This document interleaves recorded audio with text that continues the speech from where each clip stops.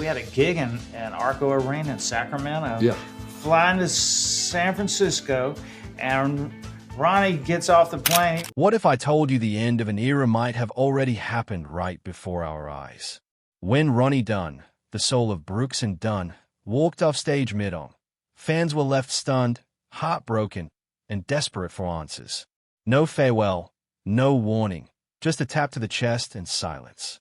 Now at 71, Ronnie is finally breaking that silence. And what he reveals about the future of Brooks and Dunn will leave you speechless.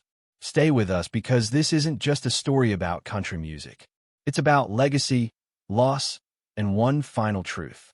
April 3rd, 2025. Inside the Gainbridge Fieldhouse in Indianapolis, 20,000 fans packed the arena. The lights dimmed, guitars rang out. Brooks and Dunn took the stage like they'd never left the 90s. From the first note, the energy was electric. That unmistakable blend of honky-tonk rhythm and southern soul filled the air.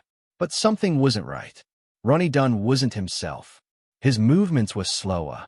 During Rock My World, Little Country Girl, he sat down on the stage, a rare sight for a man who had once commanded every inch of it.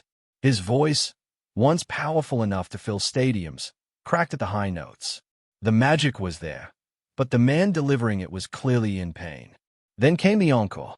As Boot Scoot and Boogie kicked off, the crowd roared. Ronnie stepped to the mic and told the audience, "Sing it if you know it." And then something strange happened. He backed away, tapped his chest, glanced toward Brooks. Then without a word, he slowly walked off stage. No dramatic exit, no explanations, just silence. Fans were stunned.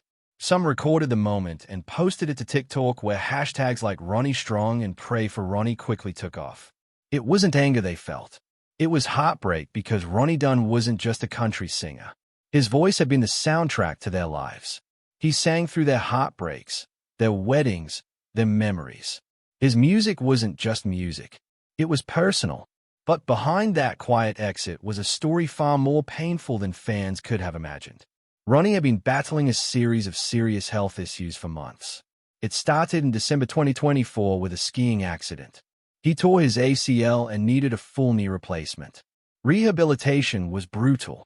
8 weeks of therapy just to walk again. Yet Ronnie insisted on staying on tour. Most fans didn't even realize he was limping through performances. Then in March 2025, he was hit with a double blow, COVID and strep throat. He lost his voice for weeks. Even after treatment, he struggled with breathing and vocal fatigue. His breath control, one of his strongest assets, was gone. The power behind those legendary notes had diminished. Backstage, the band adjusted. Sound engineers softened the mix. Background vocals were increased. Set lists were shortened. Still, none of it could hide the truth. Ronnie was hurting. The moment in Indianapolis wasn't staged. It was real. It was raw. It was a man whose body had finally said, "That's enough." But the next night, something remarkable happened.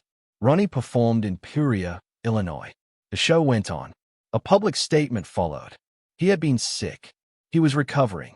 And no, he wasn't retiring. Not yet. To understand why this hit so hard, you have to understand the journey that led Ronnie Dunn and Brooks to that stage. Long before they were icons, they were just two struggling solo artists. Kix was a songwriter from Louisiana penning hits for others. Ronnie was a preacher in training from Texas who got kicked out of seminary for playing in honky-tonks. Two men from different worlds thrown together by a record executive's wild idea. They didn't even like the concept at first. Both were fiercely independent.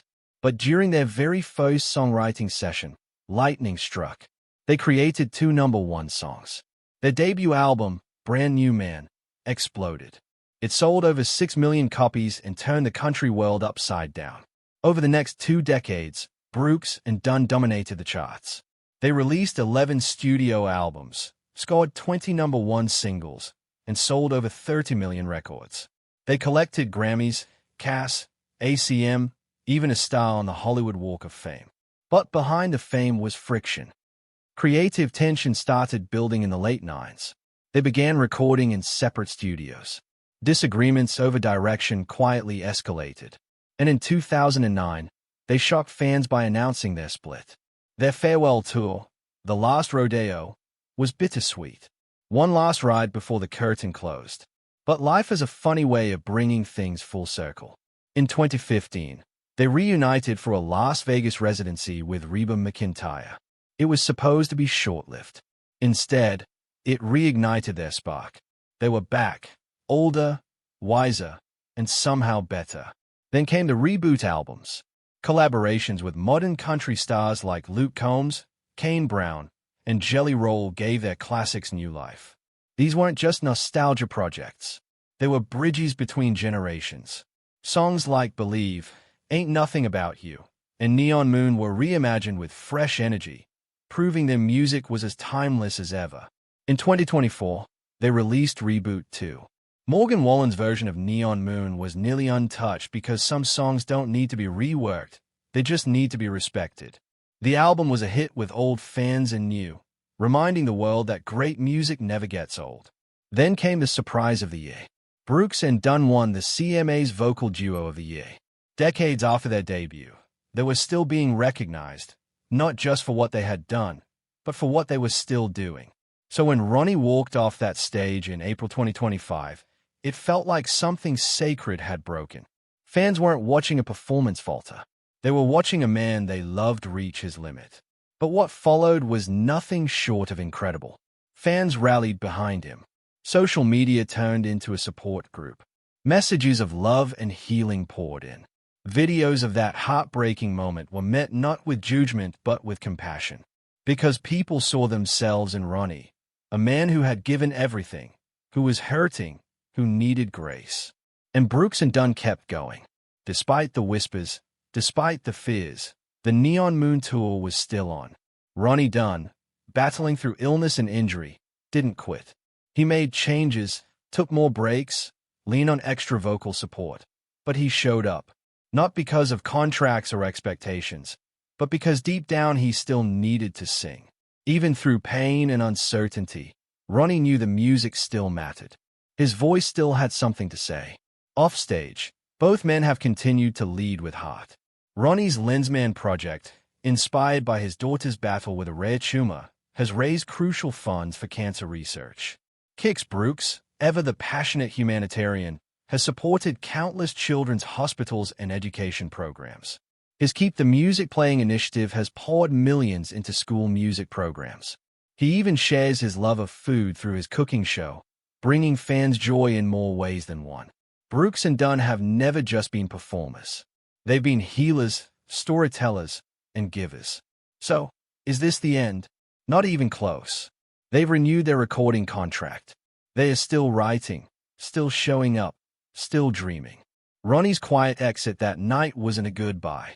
It was a pause, a rare, raw reminder that even legends feel pain. Even icons need grace. But they're not done. Not by a long shot. And neither is the music. And if anything, that vulnerability made him more legendary. Because in that moment of silence, he spoke louder than any encore ever could. This isn't a goodbye. This is resilience. The story of Brooks and Dunn isn't over. Not by a long shot. And the music, it's still riding strong.